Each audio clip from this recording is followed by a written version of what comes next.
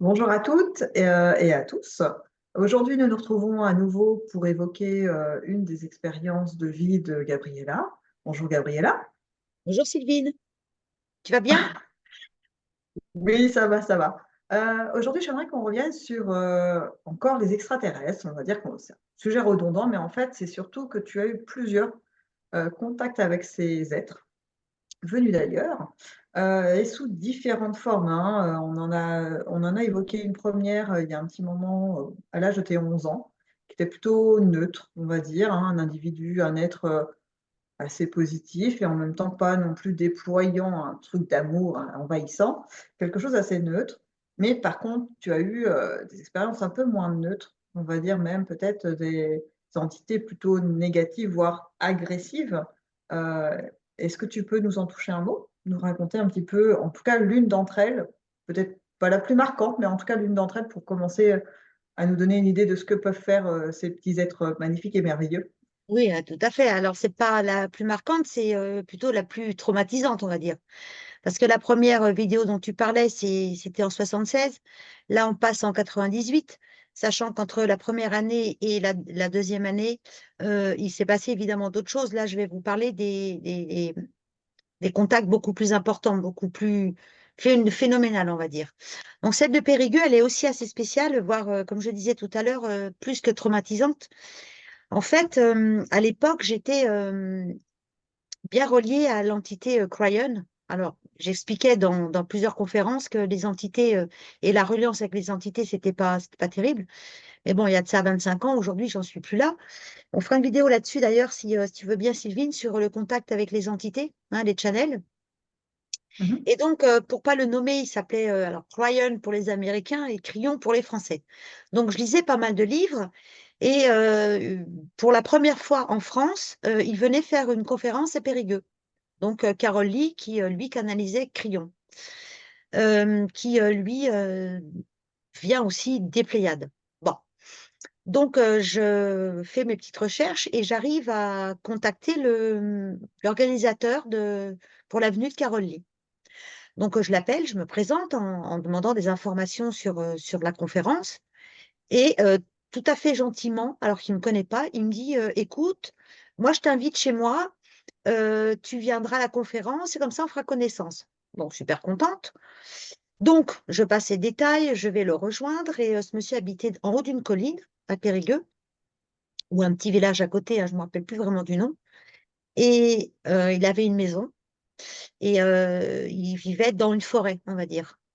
Et il Mmh. avait construit un petit chalet. Alors, je donne ces indications parce que ça a une importance pour la suite. Donc, il avait construit un chalet à 200 mètres de là, où il m'y mettait pour dormir. Et puis, plus bas, il y avait une autre maison qu'on appelait le pigeonnier. Et là, il y avait 4 Suisses. Donc, j'arrive chez lui, très, très bien reçu, etc. Il m'amène au chalet pour déposer ma valise. Et sur la route, j'ai une petite voix qui me dit, ce soir, tu vas avoir une expérience extraterrestre. Donc, je lui donne l'info. Alors, il me regarde en me disant, oui, bien sûr.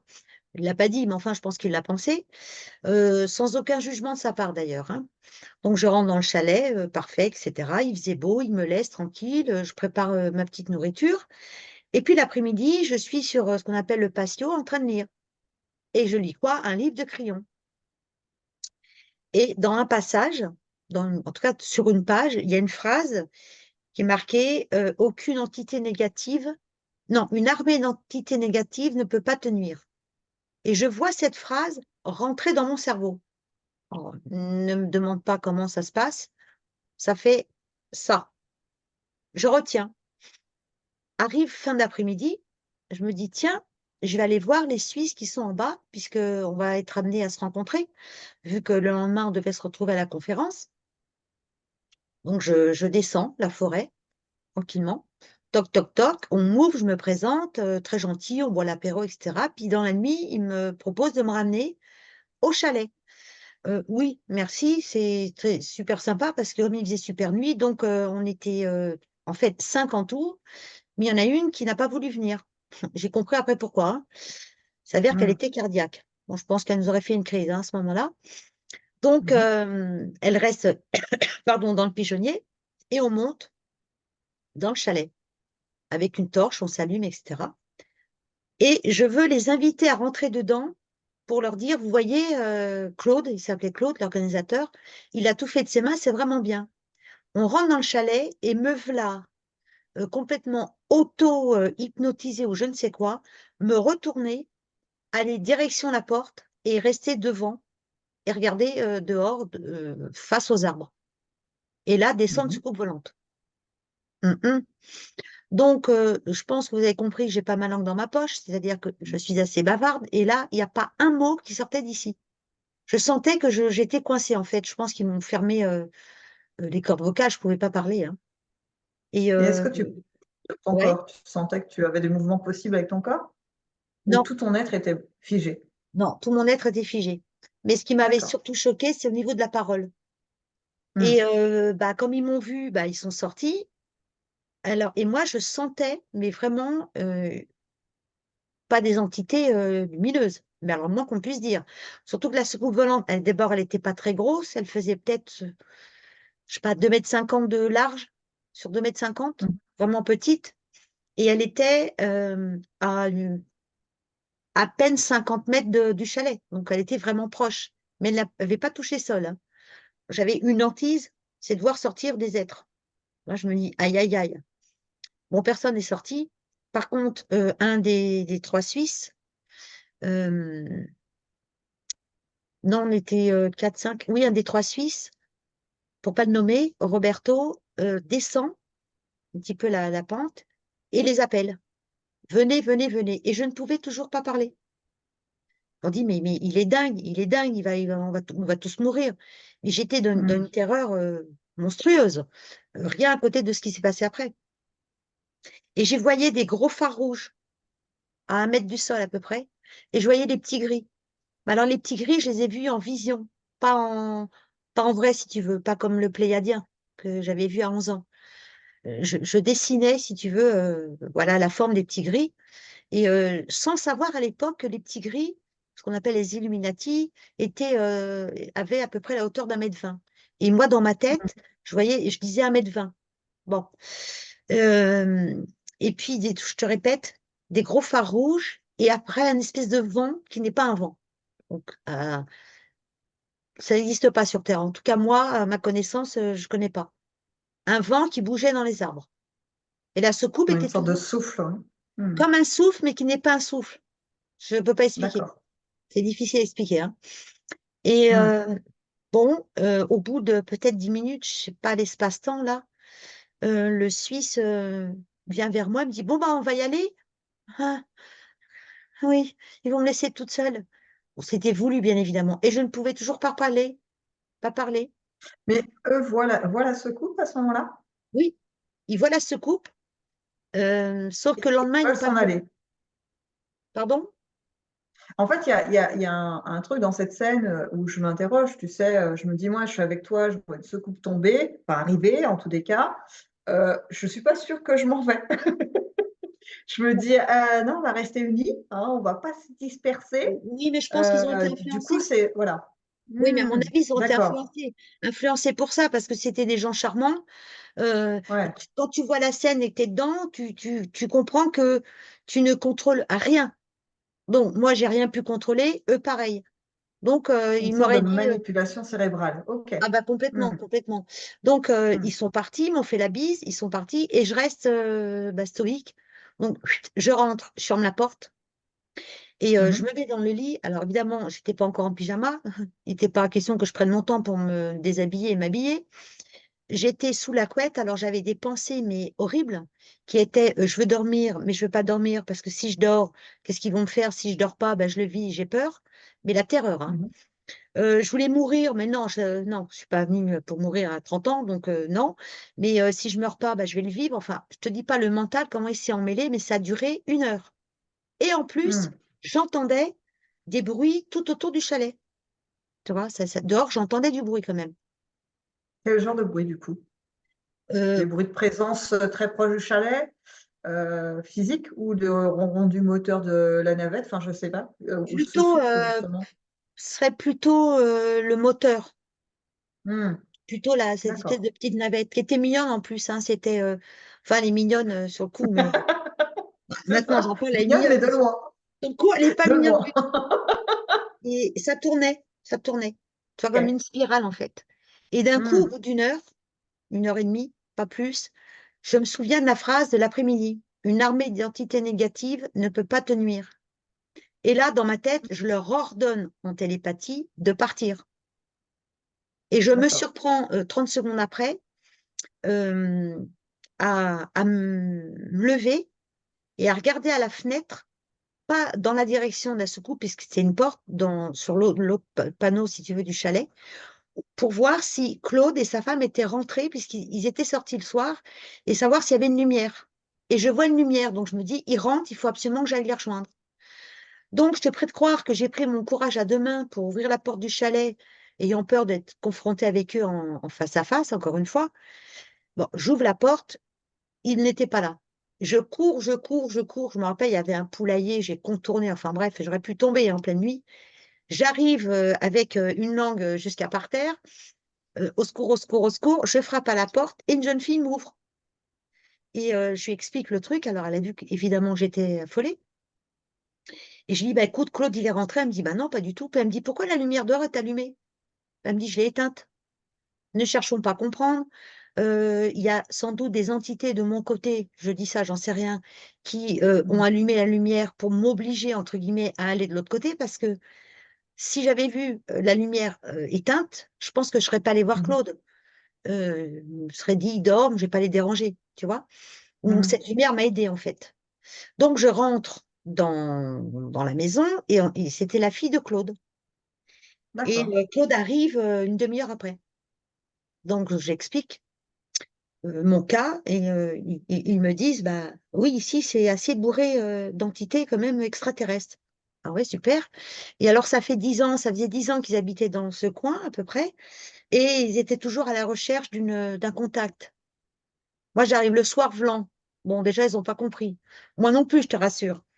Mais enfin, c'était pas drôle du tout. Et là, évidemment, je le raconte vite fait, mais c'était vraiment horrible. Donc, je dors dans une des chambres et toute la nuit, j'ai fait des cauchemars parce que j'avais l'impression qu'on voulait me kidnapper. Hmm. Alors là, pour le coup, évidemment, c'était pas réel, mais dans mon cauchemar, c'était comme si c'était réel. Donc, je pense que j'étais dans d'autres plans, évidemment, où ils étaient là. Et puis, bon, ils n'ont pas réussi, hein. Je me vois me cacher derrière un lit en cauchemar, hein, pas en vrai, hein. Je me Hmm. réveille, Des tentatives. Hmm. tentative, j'ai dû dormir une heure, hein. Je me réveille, fraîche comme un gardon. J'avais plus cette terreur, bien évidemment, parce qu'il faisait jour. Donc, je réintègre les lieux dans le chalet. Et puis, ben, je souffle, je respire et puis je lâche. Je me dis, ils vont plus revenir. Enfin, ils sont venus une fois, ils sont bien mignons, mais c'est pas mes potes non plus. Donc, c'est bon. Et puis, arrive le lendemain la conférence de Cryon. Alors là, chose surprenante, et je vais arrêter l'histoire là, c'est que, non, avant de parler de la conférence, je retrouve évidemment les Suisses, qui, Hmm. eux, se rappellent parfaitement de la soucoupe volante, mais ne se rappellent plus des gros phares rouges ni du vent. Ça, pour eux, ah bon? D'accord. Ah bon, t'es sûr? Oui, oui. Mais même en discutant avec eux ce jour-là, je pense qu'ils Mhm. n'ont pas pris conscience de la gravité du truc. Parce que je te Mhm. jure que c'est horrible. Quand tu vois déjà, je sais pas moi, un sanglier, je pense que ça te rappelle quelque chose. On en reparlera du Rottweiler. Oui. Ouais, parce que Quand tout tu vois un sanglier, c'est pas sûr que c'était ça qui était vraiment dans les fourrés. Mais non, enfin, on c'était reviendra pas sur cette vraiment ça, aventure de mais bon, fourré une autre fois. ouais, exactement. Mais donc, quand on voit un sanglier déjà dans le jardin, on a peur, mais alors imagine ce coup volante et puis qui s'allume, hein. Et donc, on arrive à la conférence. Donc, j'ai eu la chance de pouvoir parler avec Carole Lee et sa femme avant, chose qu'ils ne font jamais. D'ailleurs, j'ai super sympathisé avec Jen Tauber, qui est la femme de Carole Lee. Et pendant la conférence, j'étais assez zen quand même, hein. Je ne pensais plus trop à cette histoire. Et à la fin, Cryan raconte une histoire. Et c'est l'histoire d'un John qui, la veille de ses 33 ans, vit la terreur avant l'illumination. Il s'avère que le jour, le soir de cette expérience traumatisante, c'était la veille de mes 33 ans. Donc, j'ai dit, OK, on termine avec le bouquet final. Mhm. J'ai pas vraiment tout compris, tout en comprenant. Et puis, bah, les choses se sont passées comme ça. J'ai fini mon séjour avec Claude, très bien, toujours bien accueilli. Je suis rentrée dans mes pénates et puis je suis restée avec ça. Maintenant, la leçon que j'en tire là-dedans, et aussi pour ceux qui nous écoutent, c'est que effectivement, une armée d'identité négative, si nous, on ne donne pas le pouvoir de, et que si on ne consent pas à, on peut stopper. Alors, je dis pas que j'avais une baguette magique et puis j'étais la guerrière de la planète. On a tendance à fonctionner. Parce qu'aujourd'hui, si j'avais pas pris cette décision de dire stop, mais d'une fermeté forte, en fait, je ne sais pas ce qui serait passé. Tout ce que je sais, c'est que j'ai pu m'échapper et qu'ils ont disparu. Voilà. Après, pour ce qui est de l'affirmation, tu sais, quand on dit un stop, pour un petit peu remettre les choses, enfin, en tout cas, moi, ma vision que j'en ai, c'est que c'est pas juste, je me dis, ben non, je veux pas, et c'est comme ça, j'ai décidé que moi, si tac, je stoppe.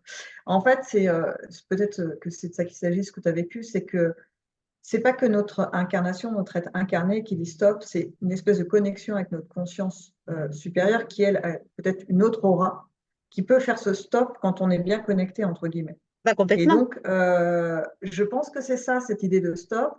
Il y en a qui prennent l'image, alors moi je ne suis pas trop archange et compagnie, mais je trouve que l'image peut peut-être percuter les esprits de Saint Michael qui plante l'épée et dit ici c'est mon territoire et vous ne repénétrez pas. Et c'est Mhm. pas on peut négocier un espace d'entente. Non, c'est mon espace et vous ne pénétrez pas. Point. Un truc un peu radical. Et je pense qu'on peut l'extrapoler en dehors de l'archange Michael, parce que chacun prend comme il veut, mais le ramener plutôt à nous, notre conscience, qui nous sommes Complètement. nous, en lien Complètement. direct. D'ailleurs, c'est ce qui est arrivé Voilà. avec le roi de valeur hein, dans Mm. l'histoire qu'on va raconter, où d'ailleurs tu étais présente. C'est exactement ce qui s'est passé. De toute façon, j'ai Mm. beau faire le tour de l'histoire, tout vient de nous. Que ça soit du Tout à côté de fait. l'ombre ou du côté de la lumière, ça dépend où on se place, bien évidemment. En tout cas, dans cette expérience-là, je m'en suis sortie, et puis, bon, bah, tant mieux. Mais on a aussi toujours ce côté aide. Pourquoi l'après-midi, j'ouvre une page, je tombe sur cette phrase qui me rentre dans mon cerveau? C'est que je Mm. devais la ressortir le soir. Je l'aurais certainement pas fait en temps Tout à fait. normal si j'avais cueilli des marguerites l'après-midi. Tu vois? Quoique, on peut trouver des messages dans les marguerites. Mais tout à fait. De toute Des façon, messages. Pardon? je dis de toute façon, comme on dit, il n'y a pas de hasard. C'est-à-dire qu'en fait, on est vraiment amené à vivre des expériences qui peuvent nous sembler traumatisantes, voilà, et qui peuvent le devenir, parce qu'effectivement, on peut les vivre intensément. Mais pour autant, on n'est jamais lâché, on n'est jamais seul, on est toujours accompagné, mais pas par forcément des choses extérieures, mais par nous-mêmes, Bah, bien sûr. notre conscience qui a dit, OK, moi je veux bien m'incarner, vivre des choses, faire l'expérience, il n'y a pas de souci, mais pas au point forcément de m'abandonner la partie de moi que je vais déposer sur Terre. Donc, je reste en contact à partir du moment où la partie sur Terre, donc nous, on est OK pour avoir cette connexion. Et Oui. moi, je dirais même que, et après je te poserai une question. Mm. Je rajouterai Je quelque dirais chose même que, après hein, sur ce que ouais, tu je me dis. doute. Et je dirais même qu'on a ce côté un peu opposition de non, je ne veux pas que le négatif puisse m'atteindre, c'est hors de question. Mais on a aussi cette connexion possible avec notre conscience pour demander les choses. C'est-à-dire, c'est là qu'on peut parler de pouvoir de création, quelque chose qui fait partie intégrante de ta vie, hein, à toi, Gab.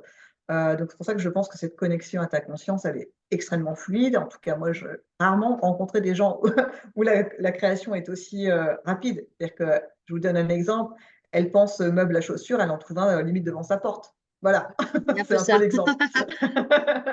Donc voilà, cette connexion à notre conscience, elle nous apporte, entre guillemets, j'aime pas trop ce mot, mais un peu comme des pouvoirs, des choses qui font partie de nous, mais qu'on n'explore pas à l'heure actuelle parce qu'on nous a tellement coupés de tout ça. Et à travers les expériences que tu nous racontes, on se rend compte que ce lien avec notre conscience peut vraiment avoir un impact concret dans nos vies. Et donc la question que j'ai comme ça un petit peu pour toi, c'est savoir si pour toi, parce que c'est un doute qu'on peut avoir aussi dans les esprits, hein, parce qu'on sait qu'il y a beaucoup de manipulation mentale. Est-ce que ces êtres existaient vraiment en face de toi? Est-ce que ça pouvait être un hologramme?